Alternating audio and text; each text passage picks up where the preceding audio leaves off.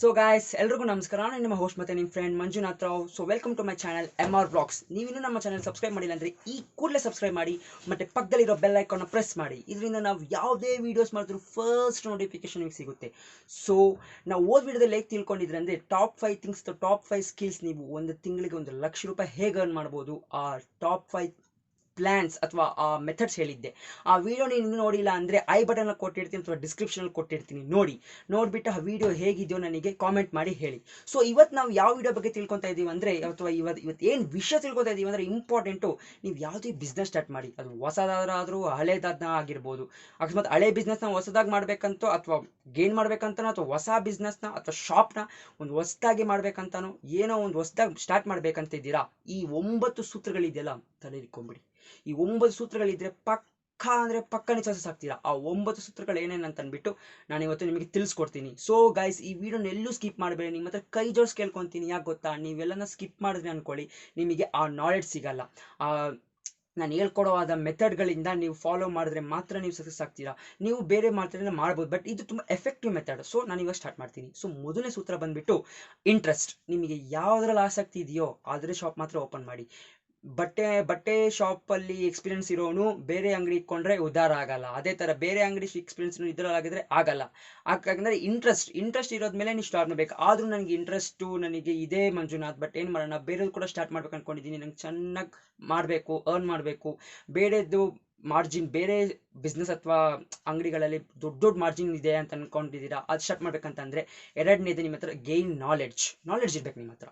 ಯಾಕೆ ಗೊತ್ತಾ, ಇವಾಗ ನೀವು ಬೇರೆದೇನೋ ಈ ಬಿಸ್ನೆಸ್ಸಿಂದ ಆ ಬಿಸ್ನೆಸ್ ಸ್ವಿಚ್ ಮಾಡ್ಬೇಕು ಅನ್ಕೊಂಡಿದ್ದೀರಾ. ಏನು ಮಾಡೋದು, ಆ ಹೊಸ ಬಿಸ್ನೆಸ್ ಬಗ್ಗೆ ತಿಳ್ಕೊಂಡಿಲ್ಲ ಅಂದರೆ ಏನಾಗುತ್ತೆ, ನಿಮಗೆ ಲಾಸ್ ಆಗುತ್ತೆ. ಅದಕ್ಕೆ ಹೊಸ ಬಿಸ್ನೆಸ್ ಬಗ್ಗೆ ತಿಳ್ಕೊಬೇಕಂದ್ರೆ ಏನು ಮಾಡಬೇಕು, ಅದರ ಹತ್ರ ಸುತ್ತಮುತ್ತ ನೋಡಬೇಕು. ಯಾರನ್ನ ಕಾಂಪಿಟೇಟರ್ಸ್ ಇದ್ದಾರಾ, ನಮ್ಮನ್ನು ವಾಚ್ ಮಾಡ್ತಾ ಇದ್ದಾರಾ, ಮತ್ತು ಈ ಫೀಲ್ಡಲ್ಲಿ ಯಾರ್ಯಾರು ಕಾಂಪಿಟೇಟರ್ಸ್ ಇದ್ದಾರೆ, ಈ ಕಾಂಪಿಟೇಟರ್ಸ್ನ ಹೇಗೆ ಮೆಟ್ಟಿ ನಿಂತು ನಮ್ಮ ಬಿಸ್ನೆಸ್ ನಂಬರ್ 1 ಅಥವಾ ನಮ್ಮ ಶಾಪ್ನ ನಂಬರ್ 1 ಪೊಸಿಷನ್ಗೆ ಆ ಲೊಕ್ಯಾಲಿಟಿ, ಆ ಏರಿಯಾದಲ್ಲಿ ತೊಗೊಂಡು ಹೋಗ್ಬೋದು ಅನ್ನೋದನ್ನ ನೀವು ತಿಳ್ಕೊಬೇಕು. ಅದು ಹೇಗೆ ಅಂತ ನಾನು ಹೇಳ್ಕೊಡ್ತೀನಿ. ನೆಕ್ಸ್ಟು ಮೂರನೇದು ಬಂದು ಏನು ಗೊತ್ತಾ ಫ್ರೆಂಡ್ಸ್, ತುಂಬ ಇಂಪಾರ್ಟೆಂಟು ಪ್ಲೇಸ್ ಅಥವಾ ಲೊಕೇಶನ್. ಯಾಕೆ ಗೊತ್ತಾ, ನೋಡಿ ಎಲ್ಲರೂ ಅಂಗಡಿ ಮಾಡ್ತಾರೆ, ಮಂಜುನಾಥ್ ಏನಪ್ಪ ನೀನು ಪ್ಲೇಸ್ ಅಥವಾ ಲೊಕೇಶನ್ ಅಂತ ಹೇಳ್ತಿದ್ಯಾ ಅಂತ ಅಂತೀರಿ. ಹೌದು, ಪ್ಲೇಸ್ ಮತ್ತು ಲೊಕೇಶನ್ ತುಂಬ ಉಪಯೋಗ ಆಗುತ್ತೆ. ಯಾಕೆ ಗೊತ್ತಾ, ನೀವು ಬಿಸ್ನೆಸ್ ಜಾಗ ಇಕ್ತಿದ್ದೀವಿ ಅಥವಾ ಶಾಪ್ ಇಕ್ತಾ ಇದ್ದೀರಾ ಅನ್ಕೊಳ್ಳಿ, ಆ ಸುತ್ತಮುತ್ತ ಪ್ಲೇಸ್ ಚೆನ್ನಾಗಿರಬೇಕು, ಜನ ಓಡಾಡೋ ಥರ ಇರಬೇಕು. ಜನನೇ ಇಲ್ಲ, ಬರೀ ಮರಳುಗಾಡ್ ಥರ ಇದೆ, ಅಥವಾ ಜನ ಮರಳುಗಾಡ್ತಾರಲ್ಲ, ಜನ ಓಡಾಡ್ತಾರೆ ಬಟ್ ತುಂಬ ಕಡಿಮೆ ಅಂತಂದರೆ ಅಲ್ಲಿ ಕಡೆ ನೀವು ಬಿಸ್ನೆಸ್ ಸಿಕ್ಕಿದ್ರೆ ನಿಮಗೆ ಒಳ್ಳೆ ಪ್ರಾಫಿಟ್ ಬರೋದಿಲ್ಲ, ಮತ್ತು ನೀವು ಹಾಕಿರೋ ಪ್ರಾಡಕ್ಟ್ಗೆ ಲಾಸೇ ಆಗೋದು. ಸೊ ಜನ ಓಡಾಡೋ ಕಡೆ ಮಾತ್ರ ಯಾವತ್ತು ಬಿಸ್ನೆಸ್ ಸಿಕ್ಕಿದ್ರೆ ಮಸ್ತಾಗಿ ನಿಮ್ಮ ಬಿಸ್ನೆಸ್ ಓಡುತ್ತೆ, ಒಳ್ಳೆ ಪ್ರಾಫಿಟ್ ಅರ್ನ್ ಮಾಡ್ಬೋದು. ಸೊ ಅದು ಮುಗೀತು. ನೆಕ್ಸ್ಟ್ ಬಂದು ಕಾಂಪಿಟೇಷನ್. ಇದು ತುಂಬ ಅಂದರೆ ತುಂಬ ಇಂಪಾರ್ಟೆಂಟ್ ಫ್ರೆಂಡ್ಸ್. ಎಲ್ಲರೂ ಇದರಲ್ಲೇ ಎಡ್ಬೋದು. ಕಾಂಪಿಟೇಷನ್ ಏನಪ್ಪ ಕಾಂಪಿಟೇಷನ್ನು ಅಂತ ಅನ್ಕೊಂತೀರಾ. ಕಾಂಪಿಟೇಷನ್ನು ಇದ್ದೇ ಇರುತ್ತೆ. ಇವಾಗ ನೀವು ಇಕ್ಕಿರೋ ಥರ ಅಂಗಡಿ ಅದೇ ಕಾಲೇಜ್ 4 ಜನ ಇಕ್ಕಿರ್ಬೋದು. ಏನು ಮಾಡ್ತೀರಾ, ಅಕಸ್ಮಾತ್ ಆ ಥರ ಯಾರು ಇಕ್ಕಿಲ್ಲ ಅಂತಂದರೆ ನಿಮ್ಮದೇ ಫಸ್ಟ್ ಅಂಗಡಿ ಅಂತಂದರೆ ಡಿಮ್ಯಾಂಡ್ ಇರುತ್ತೆ. ಅಕಸ್ಮಾತ್ ಅದೇ ಥರ ನೀವು ಇಕ್ಕಿರೋ ಥರ ಅಂಗಡಿ ಬೇರೆಯವ್ರು ಕೂಡ ಇಕ್ಕಿದ್ದಾರೆ, ಅವಾಗ ಏನಾಗುತ್ತೆ, ಡಿಮ್ಯಾಂಡ್. ಏನು ಮಾಡ್ತಾರೆ, ಜನ ಡಿಮ್ಯಾಂಡ್ ಮಾಡೋದಿಲ್ಲ, ಅದ್ರ ಬದಲು ಕಮ್ಯಾಂಡ್ ಮಾಡ್ತಾರೆ. ಅಂದರೆ ನಮಗೆ ಬೇಕಾಗಿರೋ ರೇಟ್ಗೆ ಕೊಡ್ಬೇಕು ಸರ್ ನೀವು, ಇಲ್ಲಾಂದ್ರೆ ನಾವು ಅಂಗಡಿಗೆ ಹೋಗ್ತೀವಿ ಅಂತ ಅಂದ್ಬಿಡ್ತಾರೆ. ಏನು ಮಾಡ್ತೀರಾ ಅವಾಗ, ನೀವು ನಿಮ್ಮ ಮಾರ್ಜಿನ್ಗಿಂತ ಕಡಿಮೆ ಕೊಟ್ಟು ಪಾಪ ಸರೆಂಡರ್ ಆಗಬೇಕಾಗುತ್ತೆ. ಅದೇ ನೀವು ಕಾಂಪಿಟೇಟರ್ಸ್ ಎಲ್ಲ ಇದ್ರೂ ಕೂಡ ಅವ್ರನ್ನೆಲ್ಲ ಹೊಡೆದು ನಿಮ್ಮ ನಂಬರ್ 1 ಬ್ರ್ಯಾಂಡ್ ಹೆಂಗೆ ಮಾಡ್ಬೋದು ಆ ಲೊಕ್ಯಾಲಿಟಿಲಿ ಅನ್ನೋದು ತುಂಬ ಇಂಪಾರ್ಟೆಂಟು. ಕಾಂಪಿಟೇಷನ್ ಮೇಲೆ ಹೇಗೆ ಗೆಲ್ಬೇಕು ಅನ್ನೋದನ್ನ ನನ್ನ ಸೀಕ್ರೆಟ್ ಟ್ರಿಕ್ ಒಂದೈತೆ. ಅದನ್ನು ನಾನು ನೆಕ್ಸ್ಟ್ ವೀಡಿಯೋದಲ್ಲಿ, ಯಾಕಂದರೆ ಈ ವಿಡಿಯೋದಲ್ಲಿ ಹೇಳಿದ್ರೆ ತುಂಬ ಲಾಂಗ್ ಆಗಿಬಿಡುತ್ತೆ, ಅದನ್ನು ನೆಕ್ಸ್ಟ್ ವೀಡಿಯೋದಲ್ಲಿ ಬ್ರೀಫಾಗಿ ಹೇಳ್ತೀನಿ. ಅಕಸ್ಮಾತ್ ಅದು ಈ ನೆಕ್ಸ್ಟ್ ವೀಡಿಯೋದಲ್ಲೇ ಬೇಗ ಬೇಕಂತಂದರೆ ನೀವು ಕಾಮೆಂಟ್ ಮಾಡಿ. ಸೊ ಅದಾದಮೇಲೆ ಏನು ಗೊತ್ತಾ ಬರುತ್ತೆ, ನೆಕ್ಸ್ಟ್ ಇಂಪಾರ್ಟೆಂಟ್ ಡಿಸೈನ್. ಏನಪ್ಪ ಮಂಜುನ ಡಿಸೈನ್ ಹೇಳ್ತಿದ್ದೆ ಅಂತ ಅನ್ಕೊಂತೀರಾ. ಹೌದು, ಡಿಸೈನ್ ತುಂಬ ಇಂಪಾರ್ಟೆಂಟು. ಈಗ ಏನು ಮಾಡ್ತೀರಾ ಗೊತ್ತಾ, ನೀವು ಒಂದು ಶಾಪ್ಗೆ ಅಥವಾ ಒಂದು ಬಿಸ್ನೆಸ್ಗೆ ನೀವು ಕೆಲಸ ಮಾಡೋ ಜಾಗದಲ್ಲಿ ಚೆನ್ನಾಗಿ ಒಂದು ಡಿಸೈನ್ ಹಾಕ್ಕೊಬೇಕು. ಎಕ್ಸಾಂಪಲ್ಗೆ ಈ ಜ್ಯುವೆಲರಿ ಶಾಪ್ ಇಟ್ಕೊತೀರಾ, ಹೋಟೆಲ್ ಇಟ್ಕೊತೀರಾ, ರೆಸ್ಟೋರೆಂಟ್ ಇಟ್ಕೊತೀರಾ, ಇವೆಲ್ಲ ಏನಾಗುತ್ತೆ, ಅಲ್ಲಿ ರೆಸ್ಟೋರೆಂಟ್ ಹೋಟೆಲ್ ಏನು ಬರ್ತಾರೆ, ಜನ ತಿನ್ನಕ್ಕೆ ಬರ್ತಾರೆ. ಅವ್ರು ನಿಮ್ಮ ಹತ್ರನೇ ಒಂದು 10 ಮಿನಿಟ್ಸ್ 20 ಮಿನಿಟ್ಸ್ ಸ್ಪೆಂಡ್ ಮಾಡ್ತಾರೆ. ಸ್ಪೆಂಡ್ ಮಾಡೋ ಟೈಮಲ್ಲಿ ಸುತ್ತಮುತ್ತ ನೋಡ್ತಾರೆ. ಸುತ್ತಮುತ್ತ ನೋಡಿದಾಗ ಅವ್ರಿಗೆ ಚೆನ್ನಾಗಿ ಅನಿಸ್ಬೇಕು. ಅಯ್ಯೋ ಹೋಟ್ಲೇನಪ್ಪ ಹೀಗೈತೆ, ಏನು ಮಾಡೋದು, ಅವ್ರಿಗೆ ಅಕಸ್ಮಾತ್ ಅವ್ರು ಹೊಟ್ಟೆ ಹಸಿತೆ ತಿನ್ಬಿಟ್ಟು ಹೋಗ್ತಾರೆ. ಹಾಗೆ ಸುತ್ತಮುತ್ತ ಎಲ್ಲ ನೋಡೋಕ್ಕೂ ಚೆನ್ನಾಗಿದೆ ಅಂತಂದರೆ ಅವಾಗ ಅವರು ಕಣ್ಣಲ್ಲಿ ಬಿಡುತ್ತೆ. ಯಾಕೆ ಗೊತ್ತಾ, ಅಕಾರ್ಡಿಂಗ್ ಟು ಸೈಕಾಲಜಿ, ಒಬ್ಬ ಮನುಷ್ಯ ಯಾವುದೇ ವಿಷಯವನ್ನು ಅಕಸ್ಮಾತ್ ಅನ್ಯೂಶುವಲ್ ಥಿಂಗ್ನ ಅವನೇನಾದ್ರೂ ನೋಡ್ಬಿಟ್ಟ ಅನ್ಕೊಳ್ಳಿ, ಅವ್ನ ಮೈಂಡಲ್ಲಿ ಹಾಗೆ ಉಳ್ದೋಗುತ್ತೆ. ಸೊ ಅದು ತುಂಬ ಇಂಪಾರ್ಟೆಂಟ್. ಸೊ ಡಿಸೈನ್ ತುಂಬ ಇಂಪಾರ್ಟೆಂಟು. ನೆಕ್ಸ್ಟ್ ಸೂತ್ರ ಬಂದು ಹೌ ಟು ಬೈ ಪ್ರಾಡಕ್ಟ್, ನೀವು ಯಾವ ಪ್ರಾಡಕ್ಟ್ ತೊಗೊತಾ ಇದ್ದೀರಾ ಅನ್ಕೊಳ್ತೀರಾ, ಆ ಪ್ರಾಡಕ್ಟ್ನ ಚೀಪಲ್ಲಿ ತೊಗೊಬೇಕು, ಮತ್ತು ಆ ಪ್ರಾಡಕ್ಟ್ನ ಚೂಸು, ಅದಕ್ಕಿಂತ ಇಂಪಾರ್ಟೆಂಟ್ ಚೂಸು. ಇವಾಗ ನೀವು ಒಂದು ಪ್ರಾಡಕ್ಟ್ನ ಚೂಸ್ ಮಾಡ್ತಾ ಇದ್ದೀರಾ ಅನ್ಕೊಳ್ಳಿ, ಆ ಪ್ರಾಡಕ್ಟ್ನ ನೀವು ಚೂಸ್ ಮಾಡಿ ಅದರಲ್ಲಿ ಚೀಪ್ ರೇಟಲ್ಲಿ ತೊಗೊಂಬರ್ಬೇಕು. ಅದು ತುಂಬ ತುಂಬ ತುಂಬ ಇಂಪಾರ್ಟೆಂಟ್ ಆಗುತ್ತೆ. ಯಾಕಂದರೆ ಪ್ರಾಡಕ್ಟ್ನ ಚೂಸ್ ಮಾಡಿ ಚೀಪ್ ರೇಟಲ್ಲಿ ತೊಗೊಂಡು ಬರೋದೇ ಈಗಿನ ಕಾಲದ ದೊಡ್ಡ ದೊಡ್ಡ ಬಿಸ್ನೆಸ್ಮೆನ್ಗಳನ್ನ ಕ್ಲೈಂಟ್ಸ್ನ ಒಳ್ಳೊಳ್ಳೆ ಪ್ರಾಡಕ್ಟ್ ಇರೋ ಕ್ಲೈಂಟ್ಸ್ನ ಚೂಸ್ ಮಾಡೋದು ಕಷ್ಟ. ಅದೇ ಥರ ಶಾಪ್ ಕೀಪರ್ಸ್ಗೆ ಒಳ್ಳೊಳ್ಳೆ ಪ್ರಾಡಕ್ಟ್ಗಳು ಚೀಪ್ ಪ್ರೈಸಿಗೆ ಕೊಂಡ್ಕೊಳೋದು ಕಷ್ಟ. ಅದು ತುಂಬ ಕಷ್ಟ. ಅದು ಹೇಗೆ ಅನ್ನೋದನ್ನ, ಒಳ್ಳೊಳ್ಳೆ ಪ್ರಾಡಕ್ಟ್ಸ್ಗಳನ್ನ ಚೂಸ್ ಮಾಡೋದು ಹೇಗೆ, ಅದನ್ನು ಕಡಿಮೆ ಪ್ರೈಸಲ್ಲಿ ತೊಗೊಂಬರೋದು ಹೇಗೆ ಅನ್ನೋದು ನೆಕ್ಸ್ಟ್ ವೀಡಿಯೋದಲ್ಲಿ ನಾನು ಬ್ರೀಫಾಗಿ ಹೇಳ್ಕೊಡ್ತೀನಿ. ಅಕಸ್ಮಾತ್ ಬೇಗ ಬೇಕಂದರೆ ಕಮೆಂಟ್ ಮಾಡಿ, ನೀವು ಬೇಗ ಕೇಳ್ತೀರೋ ಅಷ್ಟು ಬೇಗ ನಾನು ನಿಮ್ಗೆ ವೀಡಿಯೋ ಮಾಡಿ ನಿಮಗೆ ಅಪ್ಲೋಡ್ ಮಾಡ್ತೀನಿ. ಅದು ಮುಗೀತು. ನೆಕ್ಸ್ಟು ಪೂರ್ತಿ ಚೂಸ್ ಎಲ್ಲ ಮಾಡಾಯಿತು. ಇವಾಗ ಕಸ್ಟಮರ್ ಬರ್ತಾ ಇದ್ದಾರೆ. ಕಸ್ಟಮರ್ ಬಂದ ತಕ್ಷಣ ಏನು ಮಾಡಬೇಕು? ನೆಕ್ಸ್ಟ್ ಫಾರ್ಮುಲಾ ಬಂದು ಹೌ ಟು ಕಮ್ಯುನಿಕೇಟ್ ಅಥವಾ how to deal with customer. Customer first ಬಂದ ತಕ್ಷಣ ಕಸ್ಟಮರ್ ಜೊತೆ ಕಮ್ಯುನಿಕೇಟ್ ಮಾಡಬೇಕು. ಬಿಸ್ನೆಸ್ ಆದರೆ ಕ್ಲೈಂಟು, ಶಾಪ್ ಆದರೆ ಕಸ್ಟಮರು. ಹೇಗೆ ಕಸ್ಟಮರ್ ಅಥವಾ ಕ್ಲೈಂಟ್ ಜೊತೆ ನೀವು ಕಮ್ಯುನಿಕೇಟ್ ಮಾಡಬೇಕು ಅನ್ನೋದು ತುಂಬ ಇಂಪಾರ್ಟೆಂಟ್. ಈಗ ಬರ್ತಾರೆ, ಅವ್ರ ಜೊತೆ ನೀವು ಚೆನ್ನಾಗಿ ಕಸ್ಟಮರ್ ಜೊತೆ ಅಥವಾ ಕ್ಲೈಂಟ್ ಜೊತೆ ಚೆನ್ನಾಗಿ ಡಿಸ್ಕಸ್ ಮಾಡಿದ್ರಿ, ನಿಮ್ಮ ಹಾವಭಾವ, ನಿಮ್ಮ ಭಾವನೆಗಳು ಎಲ್ಲ ಅವ್ರಿಗೆ ಇಷ್ಟ ಆಯ್ತು ಅಂತ ಅಂದ್ಕೊಳ್ಳಿ.